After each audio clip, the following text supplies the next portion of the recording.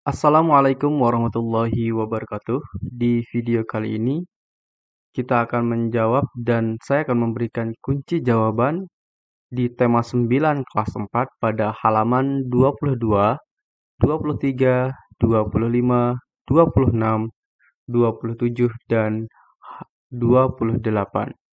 Baik, langsung saja kita akan jawab ke halaman 22. Untuk melihat halaman, kalian lihat di sebelah kanan ya, agar jawaban kamu tidak keliru ya.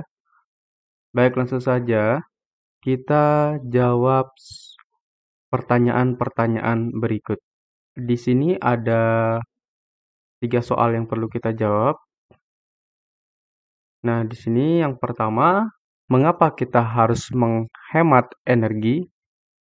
Jawabannya adalah kita harus hemat energi agar cadangan energi tidak cepat habis dan dapat digunakan dalam waktu yang lama.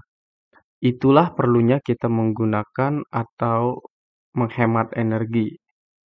Jadi agar energi yang ada saat ini bisa kita gunakan di waktu-waktu yang akan datang. Itulah perlunya kita menghemat energi. Berikutnya soal nomor 2. Coba jelaskan dengan hemat energi maka akan menghemat biaya. Di sini saya akan jelaskan. Jawabannya adalah hemat energi dapat menghemat biaya. Misalkan, dalam menggunakan energi listrik memerlukan biaya. Semakin hemat menggunakan listrik, maka beban biaya yang dibayar semakin hemat. Nah, jika kita menggunakan listrik seperlunya saja dan menghemat menggunakan listrik di rumah, itu akan dapat menghemat biaya yang kita keluarkan. Semakin sering dan semakin banyak energi yang kita gunakan, maka pembayaran dan tagihan listrik yang kita bayarkan adalah semakin mahal. Nah, kalau kita menghemat listrik berarti kita juga menghemat uang kita, ya.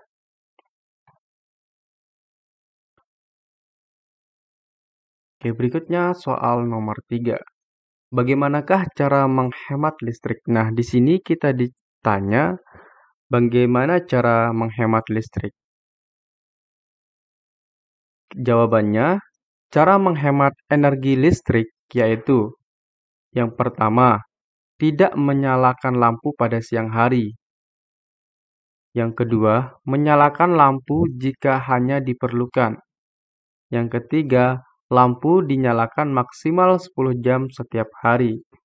Yang keempat, mematikan alat elektronik jika tidak digunakan.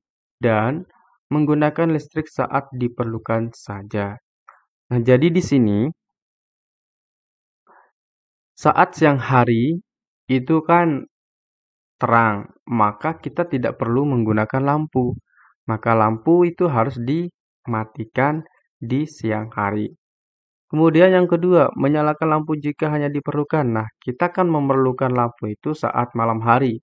Saat melakukan aktivitas di malam hari, kita memerlukan lampu. Nah, saat itulah kita menggunakan dan menyalakan lampu. Jika sudah selesai digunakan dan saat mau tidur, maka lampu sebaiknya dimatikan, terutama di dalam kamar kita. Lampu dinyalakan maksimal 10 jam setiap hari. Yaitu maksimal ya, jangan sampai maksimal itu artinya paling lama. Jadi jangan sampai lebih dari 10 jam kita menyalakan lampu. Kemudian mematikan alat elektronik jika tidak digunakan. Nah, jika kita tidak menggunakan alat elektronik itu, maka kita mematikan saja. Misalkan kita sedang menonton TV. Nah, setelah selesai kita nonton TV, kita harus matikan TV tersebut agar kita juga menghemat listrik dan biaya. Dan menggunakan listrik saat diperlukan saja. Nah, kita menggunakan listrik itu saat memerlukannya saja. Misalkan kita mau mandi, maka kita hidupkan air saat kita mau mandi. Oke, berikutnya di halaman 23, berdasarkan bacaan di depan, temukan ide pokok dan kalimat pendukung tiap-tiap paragraf. Bacakan hasilnya di depan guru dan teman-temanmu. Oke, baik. Kita langsung dari paragraf 1. Ide pokoknya adalah hemat energi adalah mempergunakan energi yang ada dengan seperlunya saja. Kalimat pendukungnya, energi yang kita gunakan tidak dapat diperbarui. Yang kedua, oleh karena itu, kita harus mempergunakannya sehemat mungkin. Yang ketiga, apabila kita hemat menggunakan energi, kita pun akan menghemat biaya. Soal nomor 2. Contoh energi yang perlu kita hemat penggunaannya adalah listrik. Listrik energi yang tidak dapat dilihat, namun dapat kita rasakan manfaatnya. 2. Listrik sangat berpengaruh terhadap kehidupan manusia. Pada saat ini, listrik sangat berperan dalam membantu berbagai aktivitas manusia sehari-hari. Berikutnya, kita ke paragraf 3. Untuk mendapatkan listrik, manusia harus bersusah payah membuat berbagai macam pembangkit listrik. Yang pertama, kalimat pendukungnya adalah contoh pembangkit listrik antara lain pembangkit listrik tenaga air, pembangkit listrik tenaga surya, pembangkit listrik tenaga uap. Yang kedua, setiap pembangkit listrik ini memerlukan biaya yang sangat besar dalam pembangunannya. Yang ketiga, oleh karena itu, kita harus berhemat dalam menggunakan listrik. Berikutnya paragraf 4, keberadaan listrik juga memakan biaya yang sangat tinggi. Kita harus membayar biaya pemasangan listrik di rumah dan harus membayar biaya penggunaan setiap bulannya. Semakin boros menggunakan listrik, maka akan semakin besar pula beban biaya yang harus dibayar. Yang kelima, oleh karena itu, mulai sekarang dan seterusnya marilah kita berhemat listrik dengan cara seperti berikut. Cara yang pertama, tidak menyalakan lampu pada siang hari, menyalakan lampu jika hanya diperlukan, lampu dinyalakan 10 jam setiap hari, mematikan alat elektronik jika tidak digunakan. Di sini tidak menggunakan listrik jika tidak digunakan. Oke.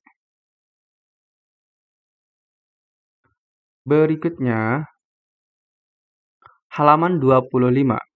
Bersama teman-temanmu, coba identifikasilah perbuatan orang-orang di sekitarmu berkaitan dengan penggunaan energi dalam kegiatan sehari-hari.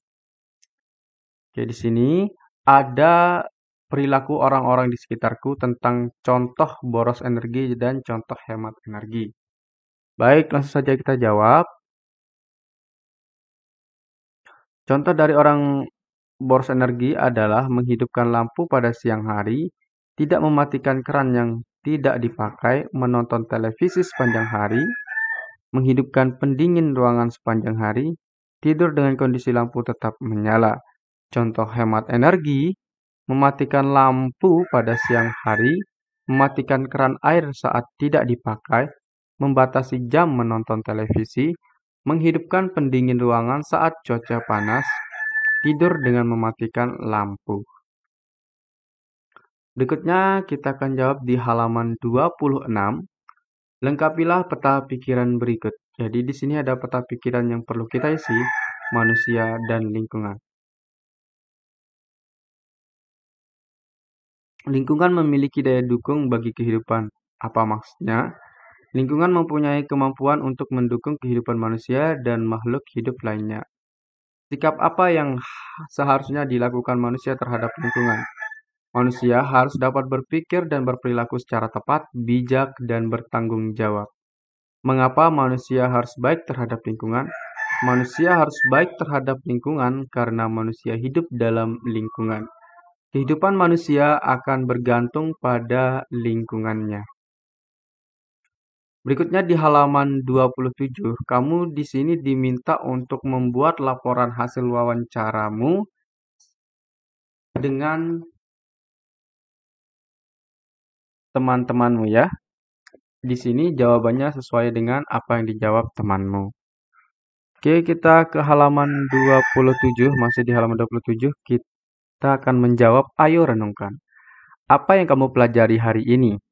Jawabannya, Hari ini saya telah belajar tentang perilaku-perilaku yang menunjukkan pelaksanaan hak dan kewajiban, menghemat energi, dan membuat peta konsep. Berikutnya soal nomor 2 di halaman 28.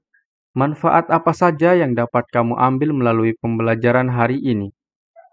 Jawabannya, manfaatnya adalah saya harus lebih peduli terhadap lingkungan sekitar seperti menghemat energi listrik dan mampu membuat peta konsep manusia dan lingkungan.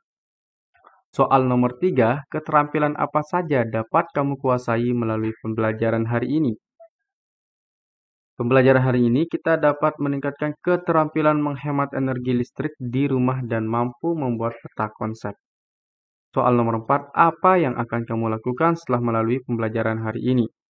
Saya akan melakukan menghemat energi listrik di rumah dengan cara akan mematikan lampu listrik kalau sudah tidak digunakan lagi.